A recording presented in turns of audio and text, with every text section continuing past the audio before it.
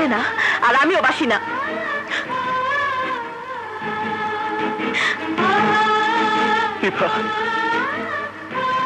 তুমি আমাকে বলছো চরিত্রহীন লম্পট? তোমার কি মাথা খারাপ হয়ে গেছে? না, মাথা এখন ঠিক হয়েছে। এতদিন আমার মাথা খারাপ ছিল, তাই বুঝিনি আকাশের চাঁদের সাথে মাটির কোনো মিল হতে পারে না। আর শুনে রাখো, আমার নিজের ইচ্ছাতেই আকাশের সাথে আমার বিয়ে হচ্ছে।